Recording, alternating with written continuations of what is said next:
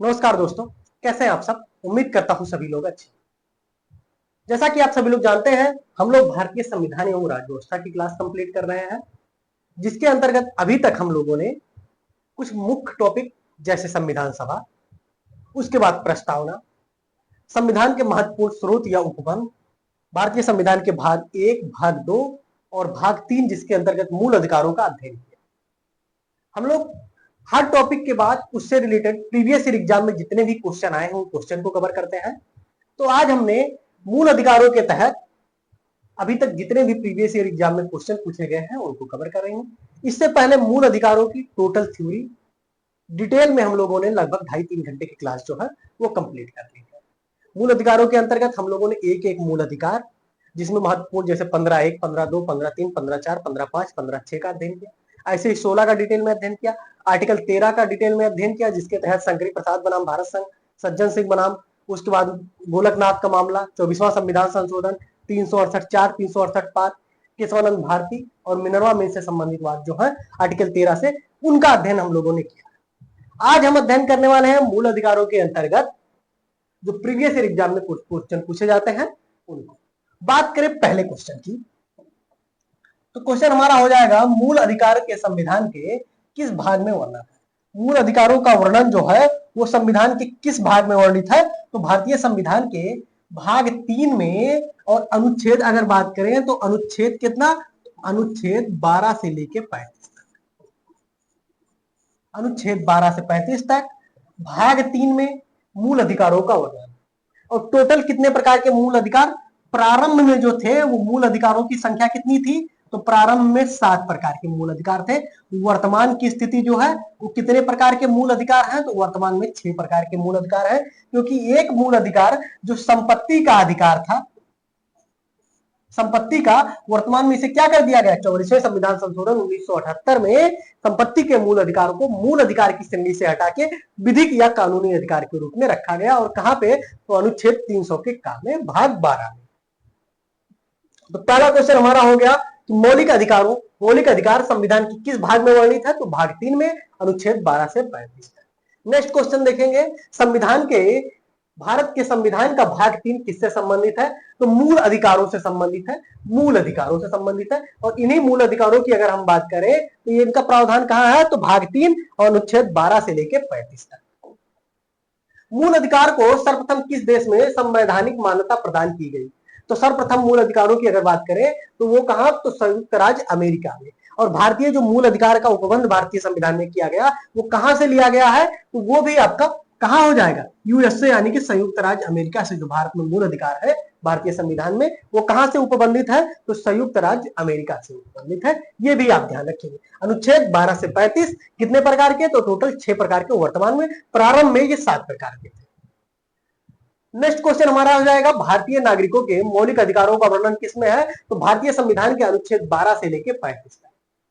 भारतीय संविधान के अनुच्छेद 12 से लेकर 35 तक मूल अधिकारों का प्रावधान किया गया। डॉक्टर भीमराव अंबेडकर ने भारतीय संविधान के किस भाग को सर्वाधिक अलौकिक भाग कहा, मोस्ट इंपॉर्टेंट, तो भाग आपका हो जाएगा भाग 3। और भाग 3 में भी डॉक्टर भीमराव अंबेडकर द्वारा मोस्ट रूप से अगर बात करें तो आर्टिकल 32, जिसमें संवैधानिक उपचारों का अधिकार प्रदान किया गया है। संवैधानिक उपचारों का अधिकार प्रदान किया गया किसको, तो ये आपको सुप्रीम कोर्ट को शक्तियां प्रदान की गई है। संवैधानिक उपचार अर्थात मूल अधिकारों का हनन हो तो वो कहां जा सकते हैं, तो डायरेक्ट सुप्रीम कोर्ट जा सकते हैं अनुच्छेद 32 के तहत। और इसको क्या किया, अनुच्छेद 32 को डॉक्टर भीमराव अंबेडकर द्वारा किस नाम से पुकारा गया, तो भारतीय संविधान की आत्मा के नाम से इसे पुकारा गया। कौन, तो भारतीय संविधान की आत्मा के नाम से। बार बार आपसे पूछा जाता है, ध्यान रखें कि कुछ चीजें हम बार बार रिपीट करेंगे, उसका सिर्फ अर्थ ये होगा कि आप बार बार सुने ताकि आपको याद हो जाए। तो भारतीय संविधान की आत्मा किसे, तो अनुच्छेद 32। और कौन कहा, तो डॉक्टर भीमराव अंबेडकर ने कहा। नेक्स्ट क्वेश्चन हम देखेंगे, क्वेश्चन नंबर हमारा हो जाएगा छठा। छठे में बात की गई है मूल अधिकार। मूल अधिकार कहलाते हैं क्योंकि, ध्यान रखेंगे, मूल अधिकारों को मूल अधिकार कहा गया है क्योंकि। क्वेश्चन नंबर आपका हो जाएगा 6। कौन कौन सा आपका हो जाएगा, तो पहला है न्यायालयों द्वारा ये परिवर्तनीय है इसलिए। दूसरा आपका हो जाएगा कि संयुक्त राष्ट्र मानवाधिकार घोषणा पत्र के अनुरूप है, इसलिए सरलता से संशोधनीय इसलिए, और मानव के प्राकृतिक और अप्रतिदेय अधिकार है। ये मोस्ट इंपॉर्टेंट आपका हो जाएगा छठा। मूल अधिकारों को मूल अधिकार क्यों कहते हैं? क्योंकि मानव के प्राकृतिक और अप्रतिदेय अधिकार है, यानी कि मानव का विकास बिना मूल अधिकारों के संभव नहीं है। मूल अधिकार क्या होते हैं? तो किसी भारत के यानी कि नागरिकों के, किसी राष्ट्र के नागरिकों के संवैधानिक, आर्थिक, सामाजिक, राजनीतिक विकास के लिए जो अधिकार मूल होते हैं, जो अधिकारों की जरूरत होती है, उन्हें कहते हैं मूल अधिकार। ठीक है। और मूल अधिकारों की अगर बात करें तो सर्वप्रथम इसका उपबंध कहां से? तो संयुक्त राज्य अमेरिका से। भारतीय संविधान में उपबंधित है कहां से? तो संयुक्त राज्य अमेरिका से लिया गया है। नेक्स्ट क्वेश्चन हम देखेंगे, क्वेश्चन नंबर हमारा हो जाएगा 7वां। भारतीय संविधान के भाग 3 में कुल कितने अनुच्छेदों में मूल अधिकारों का वर्णन किया गया? मोस्ट इंपॉर्टेंट हो जाएगा, ज्यादातर बच्चे गलती करते हैं। ध्यान रखेंगे, अनुच्छेद अगर हम बात करें तो 12 से लेकर 35 तक। और अब आप गिनिए कितने अनुच्छेद हो गए भारतीय संविधान के मूल अधिकारों के तहत। तो कितने अनुच्छेद आपका हो जाएगा? तो टोटल 24 अनुच्छेद। टोटल 24 अनुच्छेद है। 12 से 35 है, 11 तक नागरिकता और संघ के राज्य क्षेत्र, 11 हटा देंगे 35 से तो आपका 24 हो जाएगा। 24 अनुच्छेद जो है मूल अधिकारों से संबंधित है। प्रारंभ में कितने मौलिक अधिकार दिए गए थे? Most important. प्रारंभ में कितने प्रकार के? मोस्ट इंपॉर्टेंट ये हो जाएगा, इसको प्रकार कीजिएगा। भारतीय संविधान के मूल में यानी कि 26 जनवरी 1950 जब संविधान लागू हुआ तो टोटल 7 प्रकार के मूल अधिकार थे। किंतु वर्तमान में अगर बात करें तो वर्तमान में 6 प्रकार के मूल अधिकार हैं, क्योंकि 7वां प्रकार का जो मूल अधिकार था संपत्ति का अधिकार, उसे क्या कर दिया गया? तो उसे मूल अधिकार की श्रेणी से हटा के वर्तमान में कानूनी व विधिक अधिकार के रूप में रखा गया। वर्तमान में मूल अधिकारों की संख्या कितनी है? तो टोटल हो जाएगा 6। वर्तमान में भारतीय नागरिकों को कितने मौलिक अधिकार प्रदान किए गए? कितने प्रकार के? वर्तमान में कितने प्रकार के? तो 6 प्रकार के हो जाएंगे। प्रारंभ में 7 प्रकार के। टोटल मूल अधिकारों की संख्या की अगर बात करें तो टोटल 24 अनुच्छेद है जो मूल अधिकारों से संबंधित है। भारत के संविधान में मौलिक अधिकार की अगर बात करें तो ये मूल संविधान का हिस्सा था, सही है। चौथे संविधान संशोधन द्वारा जोड़े गए थे, गलत हो जाएगा। संसद द्वारा 1952 में जोड़े गए, ये भी गलत हो जाएगा। 42वां संविधान संशोधन द्वारा जोड़े गए, ये भी। यानी कि भारतीय संविधान में मूल अधिकार जो थे जब संविधान लागू हुआ तभी मूल अधिकार भारतीय संविधान में शामिल था, इसे बाद में नहीं जोड़ा गया है। नेक्स्ट हम देखेंगे, भारतीय संविधान में न्यायालय में कौन परिवर्तनीय है? नीति निदेशक शब्द परिवर्तनीय मतलब जिसके विरुद्ध आप न्यायालय जा सकते हैं। अगर आपका वो मूल अधिकार हनन होता है तो उसके विरुद्ध आप न्यायालय जा सकते हैं। नीति निदेशक सिद्धांत नहीं होगा, प्रस्तावना भी नहीं होगा, मूल कर्तव्य भी नहीं होगा। मूल अधिकार, मूल अधिकार क्या है? अगर ये आपका इसका क्या होता है, आपका हनन होता है तो इसके विरुद्ध आप सीधे सीधे सुप्रीम कोर्ट या न्यायालय जा सकते हैं, जिसके तहत आर्टिकल 32 के तहत सुप्रीम कोर्ट को 5 प्रकार की शक्तियां प्रदान की गई है। 5 प्रकार की रिटें जारी कर वो आपके अधिकारों को प्रदान करती है। मौलिक अधिकार को लागू करने का दायित्व किसके पास है? तो मूल अधिकारों के रक्षा का दायित्व अनुच्छेद 32 के तहत उच्चतम न्यायालय को प्रदान की गई है। और अनुच्छेद 226 के तहत ध्यान रखेंगे, इसके तहत क्या हो जाएगा? आपको उच्च न्यायालय को यानी कि उपयुक्त दोनों हो जाएगा, सी विकल्प में रखिएगा। मौलिक अधिकारों का निलंबन कौन कर सकता है? तो मूल अधिकारों का निलंबन कौन कर सकता है? तो संसद द्वारा मूल अधिकारों का निलंबन किया जा सकता है। दूसरा अगर हम बात करें,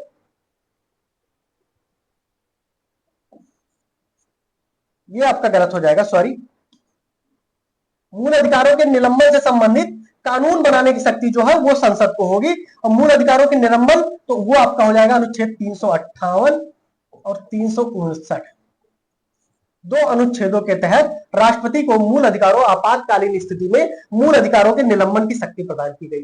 इसमें भी मुख्य रूप से 2 अनुच्छेद, अनुच्छेद 20 और 21 कभी भी निलंबित नहीं होता है, ध्यान रखिएगा। अनुच्छेद 58 के तहत, इसके तहत अनुच्छेद 58 के तहत आर्टिकल 19 निलंबित होती है और अन्य अधिकारों के निलंबन के लिए अनुच्छेद 359 का प्रावधान किया गया है।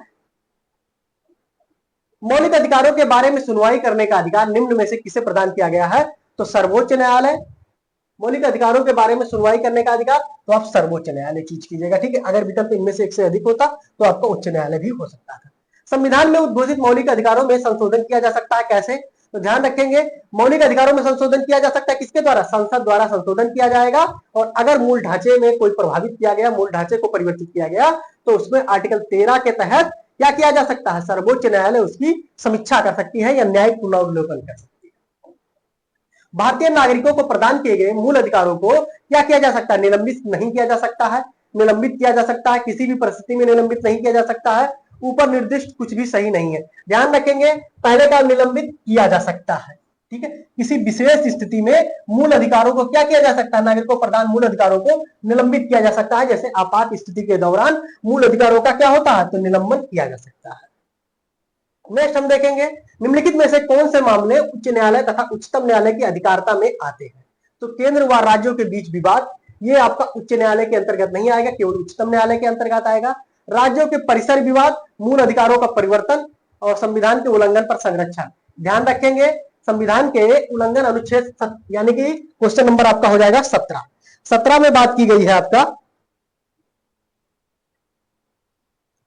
कि मामले उच्च न्यायालय तथा उच्चतम न्यायालय की अधिकारिता में कौन से मामले आते हैं। आर्टिकल 17 में बात की गई है, तो आपका सी हो जाएगा। मूल अधिकारों के परिवर्तन का जो मामला है, ये उच्चतम न्यायालय और उच्च न्यायालय दोनों के पास सकती है इसके, ठीक है। मूल अधिकारों के परिवर्तन यानी कि मूल अधिकार का आपका हनन होता है, तो आप उच्च न्यायालय और उच्चतम न्यायालय दोनों जगह जा सकते हैं।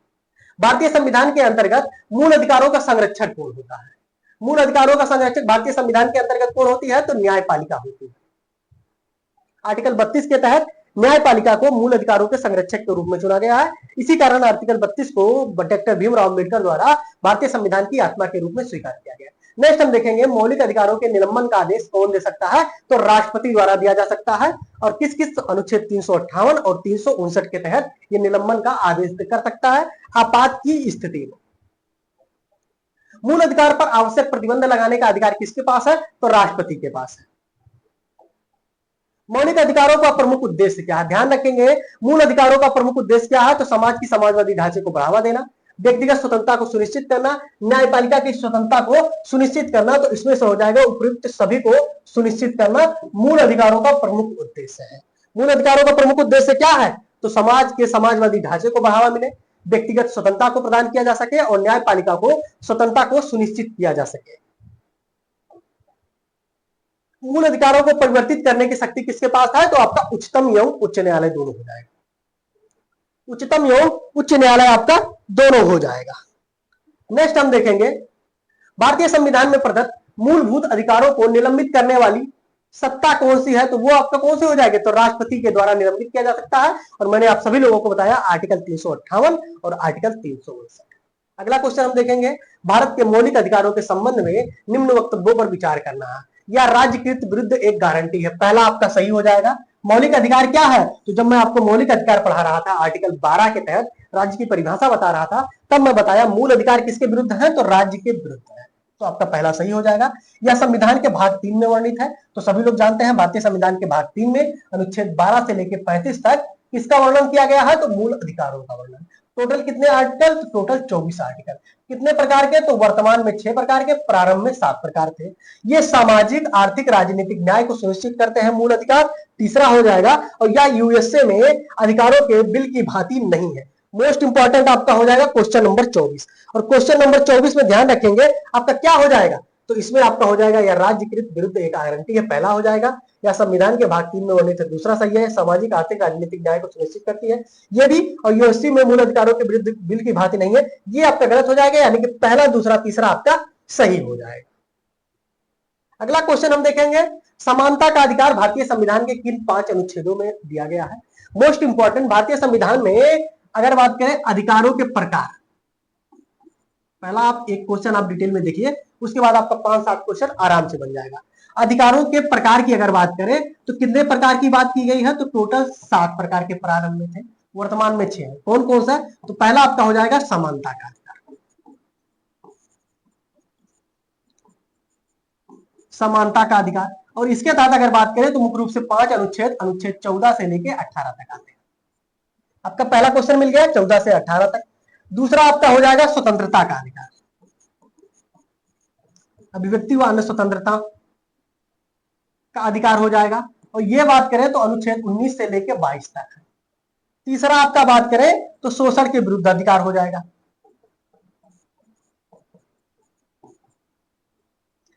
इसके तहत 2 आर्टिकल अनुच्छेद 23 और 24 आते हैं। फिर धार्मिक स्वतंत्रता का अधिकार, धार्मिक स्वतंत्रता का अधिकार, इसके तहत आपकी बात करें तो अनुच्छेद 25 से लेकर 28 तक यानी कि 4 आर्टिकल आते हैं, ठीक है। उसके बाद अल्पसंख्यक वर्गों का अधिकार, चौथा हो गया, पांचवा हो गया अल्पसंख्यक वर्गों का अधिकार, इसके तहत अनुच्छेद 29 और 30 आ जाता है। संपत्ति का अधिकार उसके बाद था आपका, जिसके तहत अनुच्छेद 31 में था और अनुच्छेद 19 फर्स्ट एफ में था। ठीक है, ये आपका छठवां हो गया। और सातवां आपका था संवैधानिक उपचारों का अधिकार, आर्टिकल 32।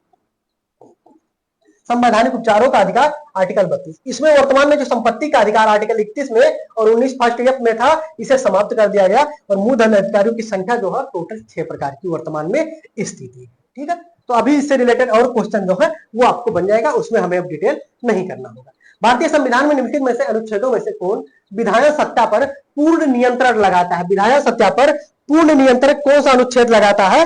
तो आपका हो जाएगा अनुच्छेद 14। अनुच्छेद 14 में बात की गई है कि विधि के समक्ष समता एवं विधियों का समान संरक्षण। विधि के समक्ष समता एवं विधियों का समान संरक्षण।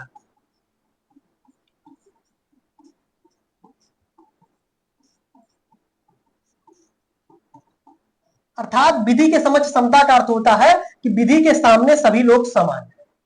दूसरी बात करिए विधियों का समान संरक्षण का अर्थ क्या होता है कि विधि, कोई भी विधि सभी लोगों पर एक समान रूप से लागू। ठीक है, विधि के सामने सभी लोग समान है, ये थोड़ा सा पॉजिटिव वे में है और ये थोड़ा सा निगेटिव वे में है कि विधियों का समान संरक्षण यानी कि विधि सभी लोगों पे समान रूप से लागू होगी। दो शब्द आते हैं 14 में और यही बात की गई है कि यह क्या है, तो विधायन सत्ता पर पूर्ण नियंत्रण लगाता है। नेक्स्ट हम देखेंगे, क्वेश्चन नंबर हमारा हो जाएगा 27। भारतीय संविधान की प्रस्तावना में प्रयुक्त समाजवाद शब्द को निम्नलिखित में से किस अनुच्छेद या अनुच्छेदों के साथ मिला के पढ़ने से सर्वोच्च न्यायालय को समान कार्य के लिए समान वेतन व मौलिक अधिकार परिभाषित करने की शक्ति प्रदान की गई है? क्वेश्चन नंबर हमारा हो जाएगा 27 और ये किस अनुच्छेद के तहत हो जाएगा? तो आपका अनुच्छेद 14, 15 और 16 को अगर भारतीय संविधान की प्रस्तावना में समाजवाद शब्द के साथ जोड़ के पढ़ेंगे तो इससे क्या होगा, तो सर्वोच्च न्यायालय को समान कार्य के लिए समान वेतन और मौलिक अधिकार परिभाषित करने की शक्ति प्राप्त की गई। किसके? तो अनुच्छेद 14, 15 और 16 इसका आंसर हो जाएगा। नेक्स्ट हम देखेंगे क्वेश्चन नंबर 28, विधि के सामने समानता का अधिकार।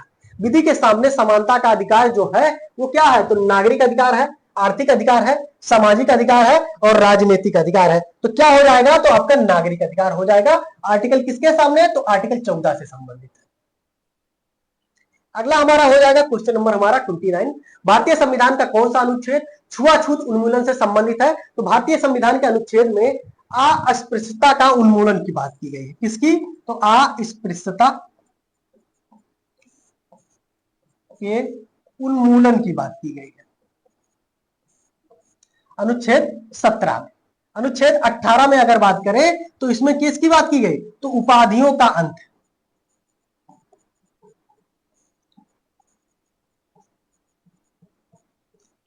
अनुच्छेद 15 तो 5 प्रकार, जन्म, वंश, जाति, लिंग और जन्म स्थान।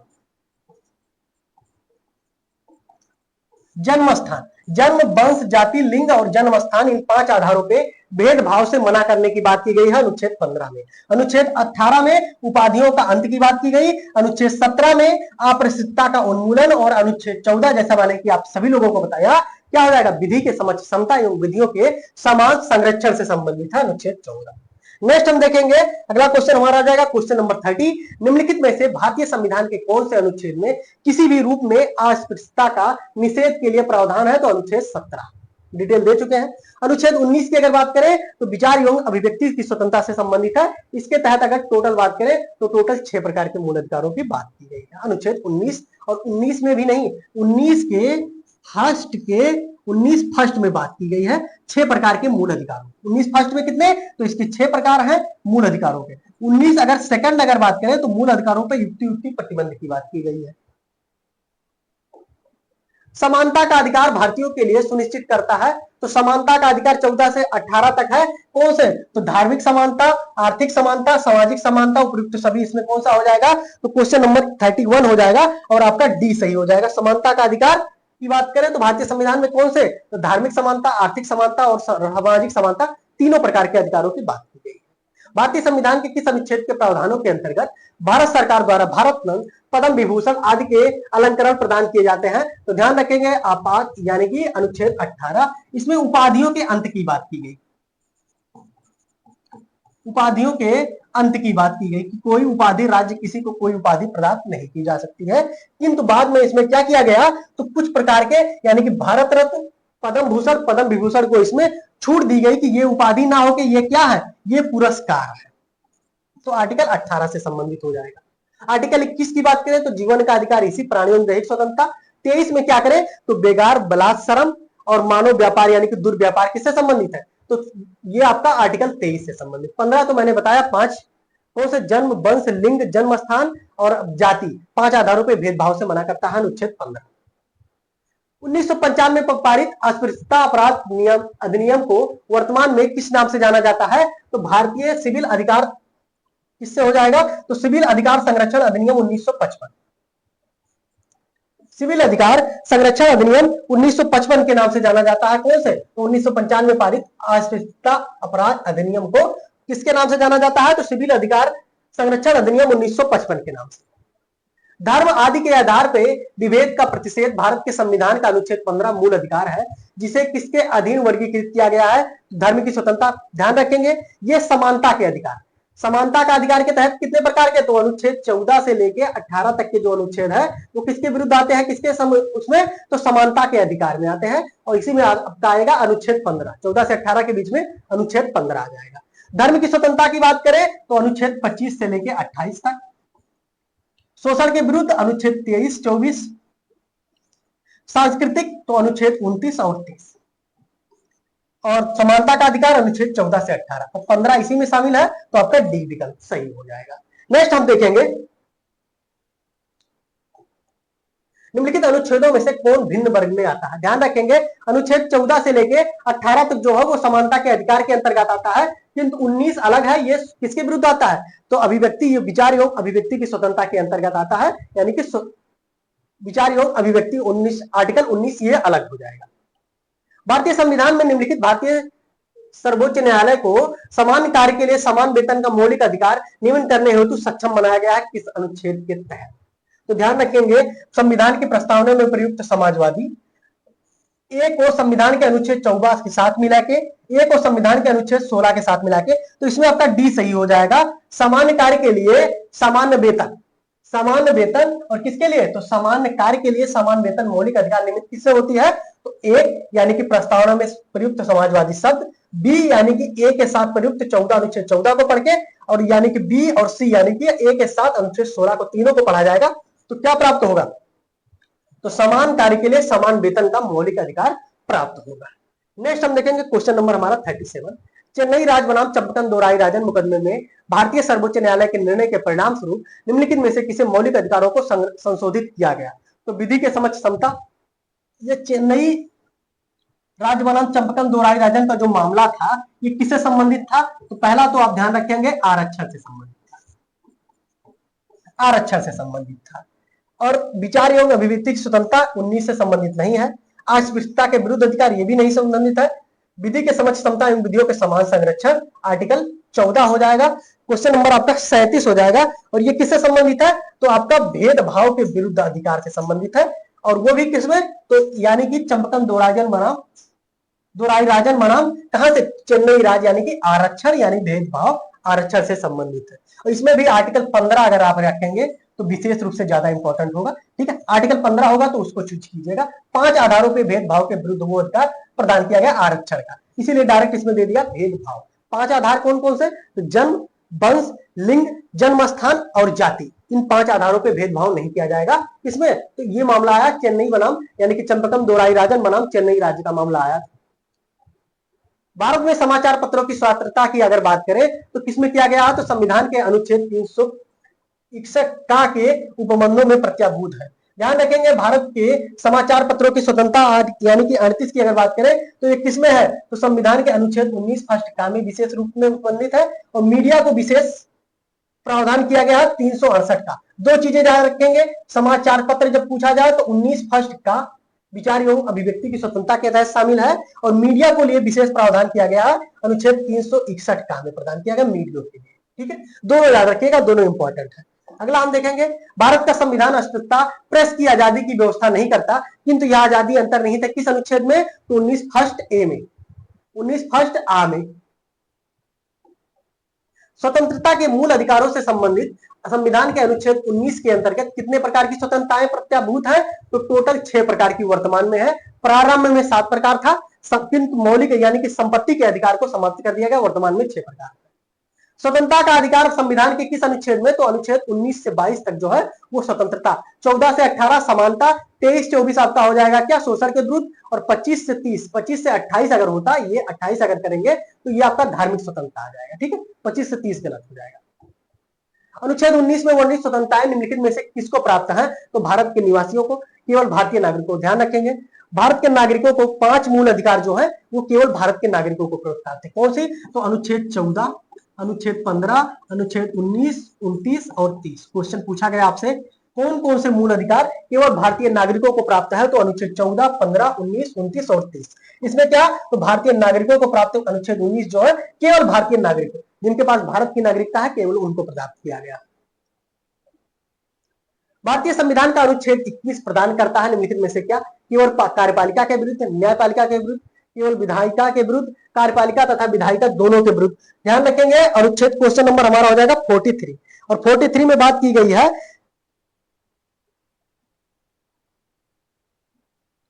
कार्यपालिका तथा विधायिका दोनों के विरुद्ध प्रदान किया गया। कौन सा? अनुच्छेद 21 में प्राण एवं दैहिक स्वतंत्रता की बात की गई है, और वो किसके विरुद्ध? तो कार्यपालिका तथा विधायिका दोनों के विरुद्ध प्रदान किया गया। भारतीय संविधान का निम्नलिखित में से कौन सा अनुच्छेद प्रेस की स्वतंत्रता से संबंधित है? तो अनुच्छेद 19 का फर्स्ट का ये अगर विकल्प में होता तो ज्यादा बेहतर। निम्नलिखित में से नागरिकों को स्वतंत्रता संबंधी सही अधिकार कौन से हैं? तो हथियार सहित सभा करने की स्वतंत्रता गलत है। ध्यान रखेंगे, आपकी सभा करने की स्वतंत्रता प्रदान की गई है किंतु हथियार के साथ नहीं। सरकार के विरुद्ध षड्यंत्र रचने की स्वतंत्रता ये भी नहीं है। भाषण एवं विचार अभिव्यक्ति की स्वतंत्रता ये प्रदान की गई। विदेश में घूमने की स्वतंत्रता तो ये आपका 19 में प्रदान नहीं किया गया है। घूमने की स्वतंत्रता प्रदान है, विदेश नहीं। आपका सी सही हो जाएगा। प्रेस की स्वतंत्रता किस अधिकार से संबंधित है? तो भाषण वक्तव्य यानी कि 19 में फर्स्ट में ए यानी कि भाषण व स्वतंत्रता के अंतर्गत प्रेस की स्वतंत्रता शामिल है। निम्नलिखित में से कौन मौलिक अधिकार नहीं है? तो बोलने का अधिकार, वाक्य एवं अभिव्यक्ति 19 के तहत, हड़ताल पर जाने का अधिकार, व्यवसाय करने का अधिकार, धर्म का अधिकार, तीनों शामिल है। हड़ताल पर जाने का अधिकार मूल अधिकार नहीं है, बाकी तीनों मूल अधिकार है। भारतीय संविधान का कौन सा अनुच्छेद व्यक्ति के विदेश यात्रा के अधिकार को संरक्षित करता है? तो अनुच्छेद 21 में। जीने का अधिकार, प्राण एवं दैहिक स्वतंत्रता में अनुच्छेद 21 को मेनका गांधी के मामले में इसे विस्तार पूर्वक विस्तारित किया गया, जिसमें निजता का अधिकार, स्वच्छ पर्यावरण का अधिकार, विदेश यात्रा का अधिकार शामिल किया गया अनुच्छेद 21 में। निम्नलिखित में से किसे सर्वोच्च न्यायालय ने मौलिक अधिकार के रूप में मान्यता दी है? तो आवास का अधिकार, विदेश यात्रा का अधिकार, सामान्य कार्य के लिए सामान्य वेतन का अधिकार। इसमें विदेश यात्रा का जो अधिकार है ये मौलिक अधिकार के आर्टिकल 21 में प्रावधान है। आवास का अधिकार क्या है?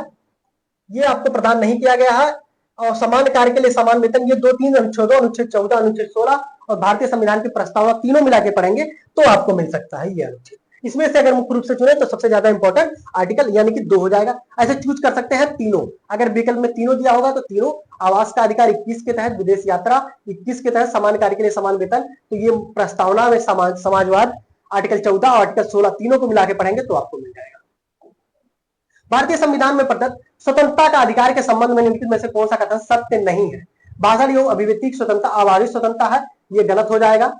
संघ बनाने की स्वतंत्रता है, भारत में भ्रमण करने की स्वतंत्रता है, इनमें से कोई नहीं। ध्यान रखेंगे ये अबाधित शब्द लिखा है। भाषण एवं अभिव्यक्ति की स्वतंत्रता है किंतु अबाधित नहीं है, कुछ भी आप नहीं बोल सकते हैं। अगर उससे भारत की एकता और अखंडता क्या होती है, विकसित एकता और अखंडता को अगर उससे नुकसान होगा तो उस पर आप रोक लगाया जा सकता है, यानी कि ये गलत हो जाएगा। संविधान के किन अनुच्छेदों में शोषण के विरुद्ध अधिकार प्रदान किया गया है? तो अनुच्छेद 23 और 24 में। 23 में बात करें तो क्या हो जाएगा? तो तस्करी यानी कि आपका हो जाएगा दुर्व्यापार, बेगार और बलात्कार। और 24 में 14 वर्ष से कम आयु के बच्चों को कारखानों में काम करने पर रोक की बात की गई है आर्टिकल 24 में। मौलिक अधिकार के अंतर्गत कौन सा अनुच्छेद बच्चों के शोषण के संबंधित है? तो बच्चों के शोषण से अनुच्छेद 24 संबंधित है। 14 वर्ष से कम आयु के बच्चों को किसी कारखाने में कार्य करने के लिए नहीं लगाया जा सकता, बच्चों के शोषण से संबंधित है। भारत के संविधान के अंतर्गत किस आयु के बालक को किसी खान अथवा अन्य संकट के सेवा में लगाए जाने का प्रतिशत? तो 14 वर्ष से कम आयु के बच्चों को। बार बार आपसे बोल रहे हैं। कारखानों अथवा खानों में कोई व्यक्ति नियुक्त नहीं किया जा सकता है जब तक उसकी आयु क्या है? 14 वर्ष का ना हो जाए।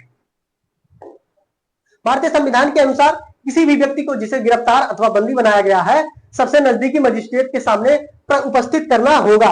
कितने घंटे के अंदर? तो 24 घंटे के अंदर। और इसमें यात्रा का समय और छुट्टी के समय शामिल नहीं है। दो चीजें आप याद रखिएगा, यात्रा और छुट्टी का समय शामिल नहीं है। और आर्टिकल किसके? तो आर्टिकल 22 में, आर्टिकल 22 में प्रावधान किया गया गिरफ्तारी के विरोध में संरक्षण। उसमें प्रावधान किया गया कि 24 घंटे के अंदर मजिस्ट्रेट के सामने आपको प्रस्तुत करना होगा, जिसमें यात्रा यानी कि आने जाने का समय और कौन सा समय? छुट्टी का समय शामिल नहीं होगा।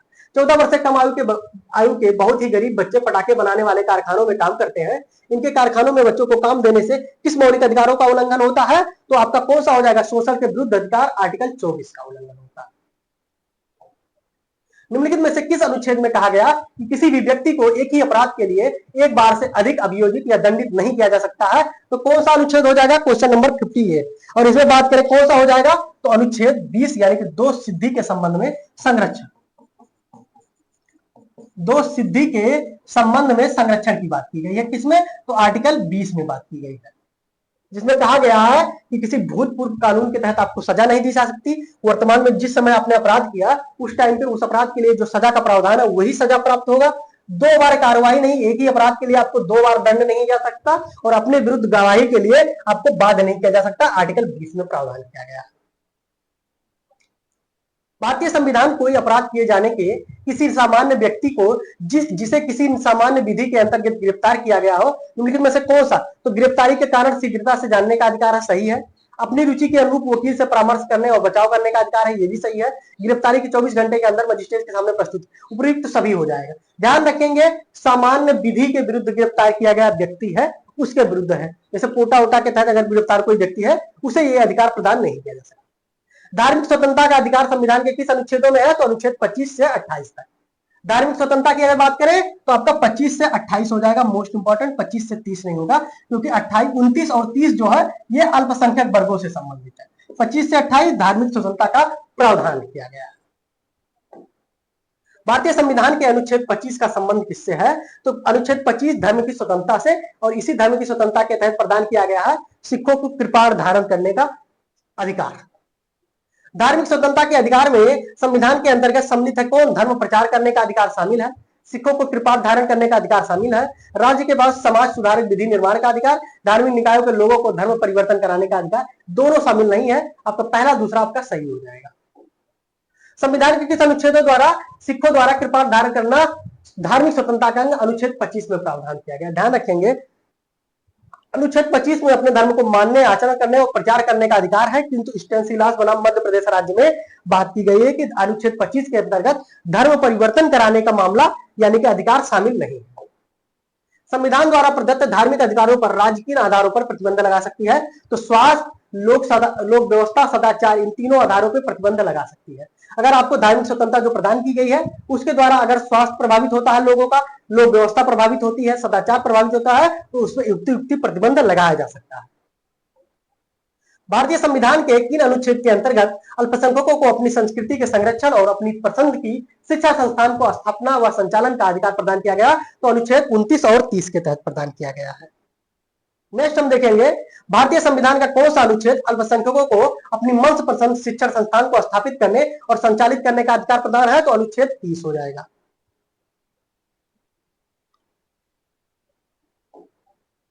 धार्मिक स्वतंत्रता का अधिकार किस अनुच्छेद द्वारा? तो अनुच्छेद 25 में धार्मिक स्वतंत्रता का अधिकार 25 से 28 तक। भारतीय संविधान के किस अनुच्छेद में संवैधानिक उपचारों का उल्लेख? तो आर्टिकल 32 हो जाएगा। संवैधानिक उपचारों का उल्लेख प्रावधान किया गया है। निम्नलिखित मौलिक अधिकारों में किसे डॉक्टर बी आर अम्बेडकर ने संविधान का हृदय आत्मा कहा? संवैधानिक उपचार यानी कि आर्टिकल 32।